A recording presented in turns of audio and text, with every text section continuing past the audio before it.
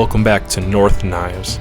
Today I have another blade brought by Garrett over there at Bear Forest Knives. Now Bear Forest Knives and I, full disclosure, we have a little bit of a connection. Garrett throws some blades my way when he's making them, especially when he's releasing a blade. He's been sending a couple my way and I very much so appreciate that.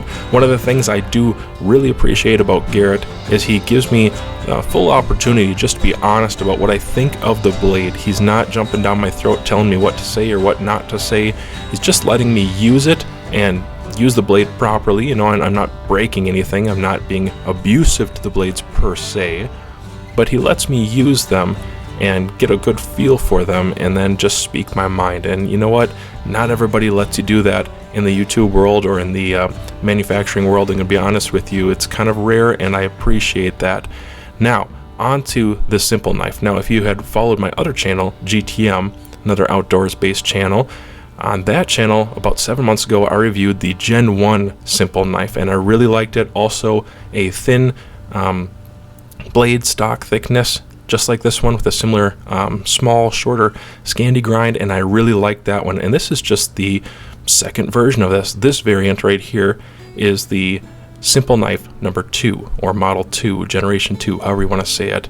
And this blade reminds me, of course, a lot of that generation 1, but it's got some uniqueness to it that I really like.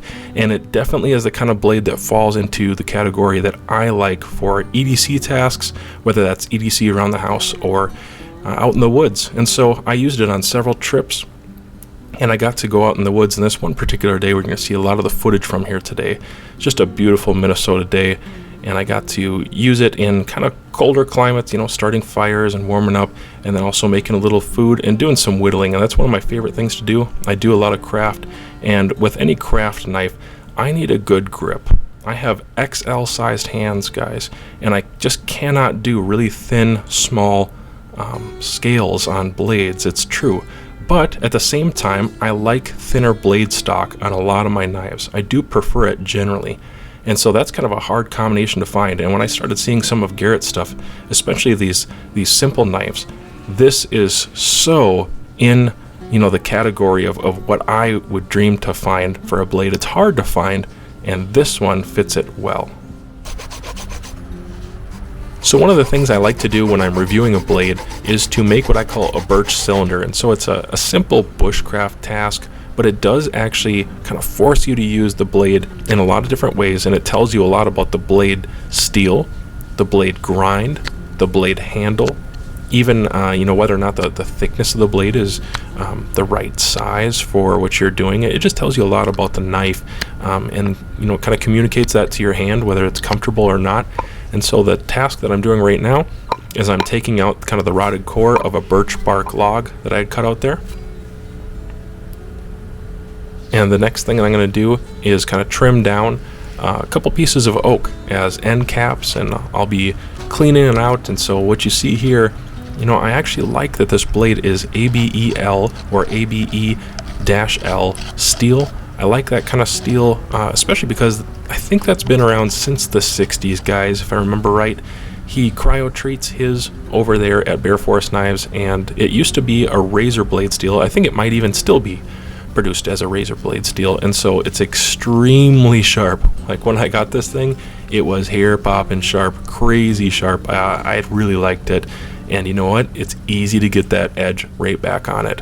Now one of the things about making one of these birch cylinders is you do have to have the ability to hollow out a piece of wood, and I usually just go for the pith right in the center, just like that. If I don't bring an awl of some sort, then I use my blade, and as you can tell, with a fairly thick piece of wood, I was still able to get to the core of that with that blade. It does have a nice tip and a strong enough tip, and it didn't dull it down, twisting it back and forth like that. You got to remember that it's steel and it's made to do some of these things, and actually it held up really, really nicely. Although over time, ABEL steel, you will have to sharpen it, and it's not hard to do. And so I'm looking forward actually to the first time I get to sharpen it, it's going to go right back to razor sharp.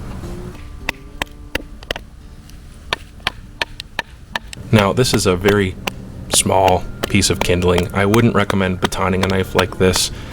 It just isn't necessary usually. There's not usually a lot of purpose, but for what I'm doing here, just a really small piece of work so I can make the cap knob. It's a little piece that goes on the top so I can pull the cap on and off of this birch bark cylinder.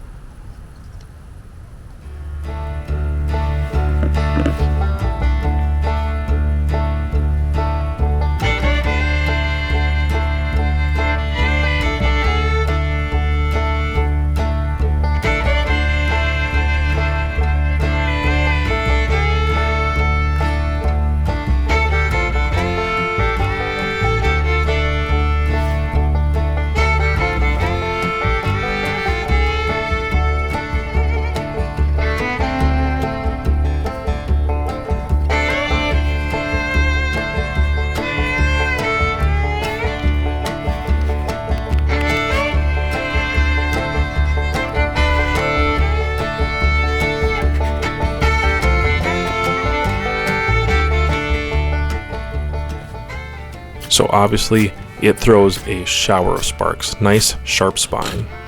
As far as it goes in the kitchen, this is actually important to me, especially if it's going to be a blade I carry around often. I would like to belt carry a blade like this. It has a good clip and good sheath, which I'll get to in a little bit. And obviously working in the kitchen is kind of important. You're going to carry that out in the woods with you. You're going to be making food. And it's just nice to know that a blade that does technically have a Scandi is still thin enough to really be slicey, and it does a great job in the kitchen.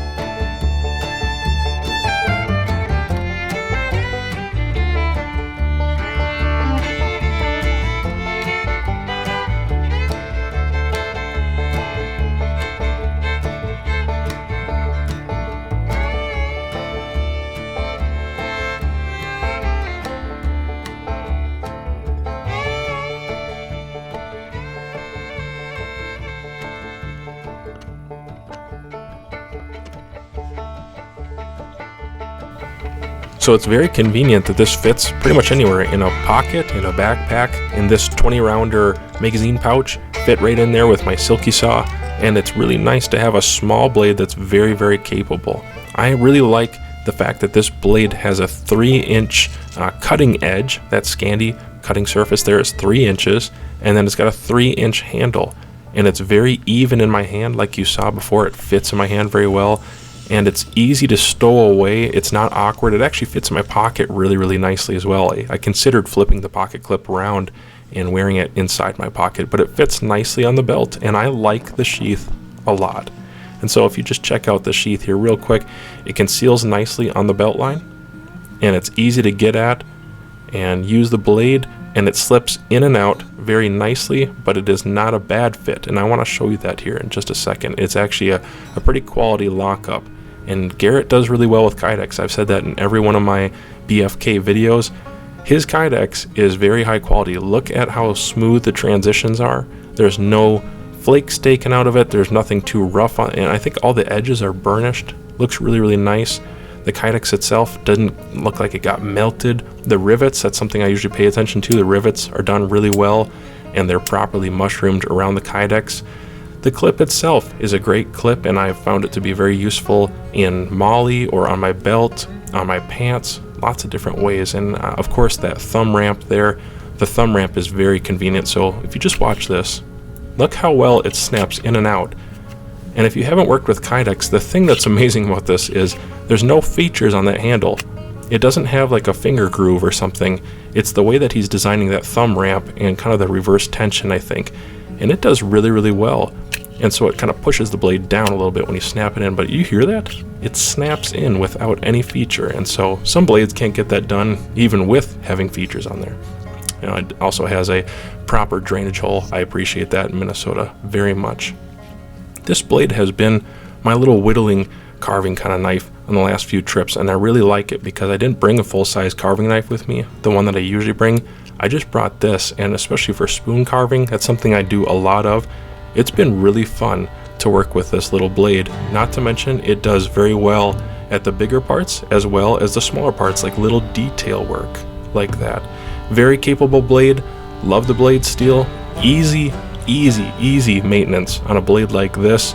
Perfect size for most people's hands. In fact, I can't think of anybody where this wouldn't be a good fit. If you have smaller hands, it's still going to work great for you. I think you'll think it's probably even more comfortable. And for me with XL size hands, guys, I'm telling you, it's surprising. It's really surprising. It's right in there with other great large size handles. My pinky may look like it's not quite on there, but it actually is, and I can hardly even tell that I'm holding on to a 3-inch handle. So I want to say well done to Garrett over there at Bear Force Knives. This knife does everything I need it to. It feathers like a dream, it carves spoons well, works with wood, works with food, it throws a shower of sparks, and it's just easy to maintain. And so for an EDC blade, a woods blade, something I wear around the town that's easily concealable under my sweater, I think this hits all the markers for me of the kind of blade I want to see more of. And so thank you, Garrett, for the opportunity to review this. I love it.